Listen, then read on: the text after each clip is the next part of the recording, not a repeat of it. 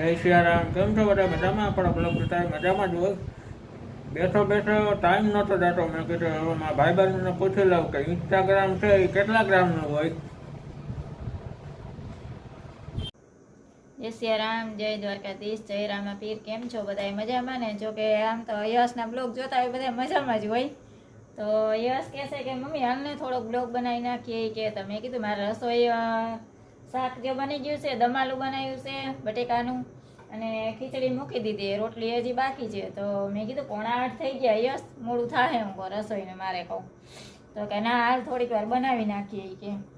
તો મેં કીધું હાલ બનાવીએ, બીજું હું થાય હું કહું તારે બ્લોગ બનાવવો જ છે કહું તો.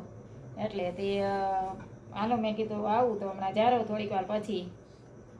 તો એ તો નાહી ધોઈ કમ્પ્લીટ થઈને જો બેસી ગયો છે સેટીમાંથી. જેઠાલાલ જોવે છે જૂના એપિસોડ હોય ને એ નવા તો 8:30 વાગે આવે, જૂનું હોય એ જોયા રાખતો હોય બેઠો બેઠો. એ બપોર પછી તેને કાંઈ કામ હોય નહીં, નવરો જ હોય તો ટિફિન ઓલો શું કહેવાય આ ટીવી જોયા રાખે પોતે. તો મેં કીધું કે હાલો થોડો બ્લોગ બનાવી નાખીએ. તો આજે તો જો ટાઈમ મળ્યો નહોતો ને અત્યારે જે ટાઈમ મળ્યો તો મેં કીધું હાલો પાછો એક લગ્ન કરી આવે. એક લગ્ન હજી બાકી છે, 5-6 તારીખના જવાના છે. તાતા ધૂળેટી આવે છે, હોળી. તો આપણે અમારે તો અહીંયા બહુ નજીક જ પડે થોડુંક બધુંય. જાત્રું બધા હાલીને જાય છે. એવો સરસ મજાના બધી જગ્યાએ કેમ્પ એવા ગોઠવા છે. એમાંય અમારા અહીંયા લીંબડી તો બહુ સરસ હોય હો, ચોકીવાડીએ. ટાઈમ મળે તો જો કે અમારે ટાઈમ મળે તો જોવાતા જવું છે. બધા બહુ જાય છે ને કહે છે કે લીંબડી કેમ્પ બહુ સરસ છે, જોવા જેવું છે, સરસ. માણસો બહુ હાલીને જાય છે દ્વારકાધીશના. આપણે અહીંયા નજીક છે, જો ક્યાંય ક્યાંયથી માણસો બહારથી બધા આવે, પણ આપણે અહીં નજીક હોય ને તો એ હુકમ હોય દ્વારકાધીશનો તો જઈ શકાય. બાકી નકર બધા એમ કહે કે હાલો જાય, પણ કેમ જવું, નીકળાય નહીં, હુકમ નથી. દ્વારકાધીશનો હુકમ હોત તો જવાય ને. અને આપણે હાલીને જવામાં કાંઈ વાંધો ન હોય, પણ સાચી તો દ્વારકાધીશની શક્તિ હોવી જોઈએ આપણામાં. દ્વારકાધીશ જો એ તો હાલવા માંડીએ તો એ શક્તિ દે જ, કારણ કે હિંમત ન હારવા દે એ. તો ઘણા બધા માણસો જાય છે બહુ હાલીને. તો તમે જુઓ તો એમ થાય કે જોતા આ માણસોને કોઈને કાંઈ થાક એવા એટલા તો કેમ છે ને એવા સેવા કરવા. એક તો આજે વિડીયો આવ્યો તો 10 વર્ષની છોકરી હાલીને આવે છે રાજકોટથી.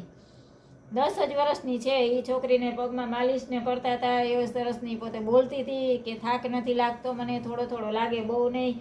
આ પહેલી જ વારી કે અમે હાલીને આવીએ છીએ, હું મારા મમ્મી ને પપ્પા કે અમે 3 જણા પહેલી જ વાર હાલીને આવીએ છીએ. રાજકોટથી આવતી હતી છોકરી.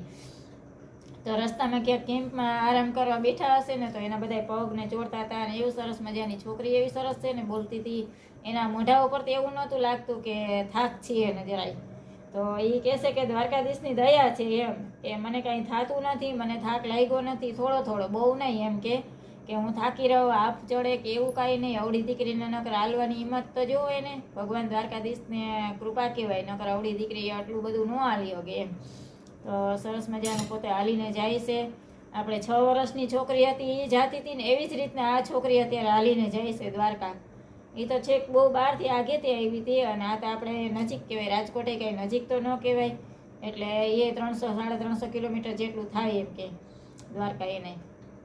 તો સરસ એ બધોય કેમ્પ બહુ સરસ છે, બધું જોવા જેવું છે સરસ. અને હવે તો ટ્રાફિક વધતું જાય છે કાયમી, કારણ કે હોળી નજીક આવે છે, 3 તારીખે તો છે. તો એ પહેલાં તો માણસો બધા પોગી જાય તો થાય, કોઈને થોડુંક મોડું થાય હાલવામાં, કોઈને વહેલા પહોંચી જાય તો વહેલા પહોંચી જાય તો આરામ થઈ જાય. ને પૂનમના દિવસે તો દર્શન કરવા બહુ મુશ્કેલી હોય એમ કે ન થાય. તો એ લોકો બધા એ વિચાર કરતા હોય કે આપણે ફૂલડોલના દર્શન કરવા છે, તો એ લોકો બધા હાલીને જાય ને બધા એમ જ કહે છે કે ફૂલડોલના દર્શન કરી જ નાખવા છે, આપણે કરવા જ છે એમ. એ પહેલાં પૂનમના દિવસે એ પહેલાં તો પોગી જ જાય. એટલે એ બધા સંઘ બહુ સરસ જાય છે. તો આપણે નજીક છે તો એને જે હતા ને એ ક્યાંયથી માણસો હાલીને આવે છે. તો જવું જરૂરી હોય, પણ હવે દ્વારકાધીશનો હુકમ હોય તો જવાય ને, એમનેમ તો ન જવાય કંઈ. તો મેં કીધું કે હાલો યશ થોડોક આપણે એ આજે બ્લોગ બનાવી નાખીએ કે સંઘ હાલીને જાય છે કેમ સરસના બધા બધે બહુ સરસ. આ વખતે આયોજન થોડુંક દર વર્ષે વધતું જાય છે આયોજન. આ 10 વર્ષ પહેલાં આટલું કાંઈ 10-15 વર્ષ પહેલાં આટલું બધું કાંઈ નહોતું. હવે તો ઠેકાણે બધાય કેમ્પ હોય, તમે થોડું હાલો તો બધા કેમ્પ હોય.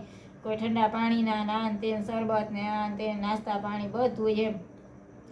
તો માણસો અમે જો કે પહેલાં નહોતું તોય માણસો તો હાલીને જવાવાળા જતા જ. અને હવે થોડુંક વધી ગયું છે, અને કેમ્પે બહુ સરસ હોય છે બધા. આ તે દવા આ તે, કોઈને પગમાં છાલા પડે, કોઈને થાક લાગ્યો હોય તો માલિશ કરી દે, સુવા બેસવાની, આરામ કરવાનું, બધી સગવડ બહુ કેમ્પ બહુ સરસ હોય છે. તો તમે ક્યાં જાજો બધા જોવા, સંઘ હાલીને જાય છે, સેવા કરાય એવી થાય તો સારું. તો જય દ્વારકાધીશ.